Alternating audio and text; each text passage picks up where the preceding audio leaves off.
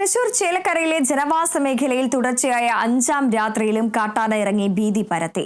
ജോലി കഴിഞ്ഞ് ബൈക്കിൽ മടങ്ങുകയായിരുന്ന യുവാവ് കാട്ടാനയെ മുന്നിൽ കണ്ട് ബൈക്ക് ഉപേക്ഷിച്ച് ഓടി രക്ഷപ്പെട്ടു.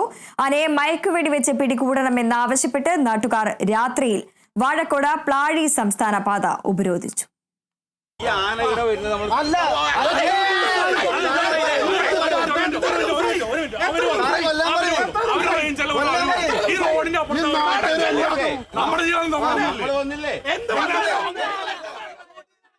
ബുധനാഴ്ച രാത്രി 9:30-യോടെ വാഴക്കോട് പ്ലാഴി സംസ്ഥാനപാത മുറിച്ചു കടന്ന കാട്ടാന മുള്ളൂർക്കര പഞ്ചായത്തിലെ മണലാടി വിഷ്ണു ക്ഷേത്രത്തിന് സമീപവും തുടർന്ന് പാർപ്പുറം മേഖലയിലുമെത്തി.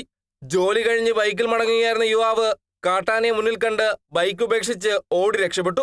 വിവരമറിഞ്ഞെത്തിയ നാട്ടുകാർ രോഷാകുലരായി സംസ്ഥാനപാത ഉപരോധിച്ചു. വാഴാനിയിൽ നിന്നും മായന്നൂരിൽ നിന്നും വനപാലകർ സ്ഥലത്തെത്തി കാട്ടാനയെ കണ്ടെത്താനുള്ള ശ്രമം തുടരുകയാണ്. തുടർച്ചയായി കാട്ടാന ജനവാസ മേഖലയിൽ എത്തുന്നത് തടയാൻ അധികൃതർ നടപടി സ്വീകരിച്ചില്ലെങ്കിൽ വലിയ പ്രക്ഷോഭത്തിനൊരുങ്ങുകയാണ് നാട്ടുകാർ.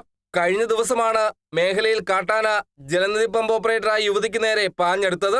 സ്ഥിരമായി നാട്ടിലിറങ്ങുന്ന ഒറ്റയാനെ മയക്കുവെടി വെച്ച് പിടികൂടണമെന്നാണ് നാട്ടുകാരുടെ ആവശ്യം. Kerala vision news, Thrissur.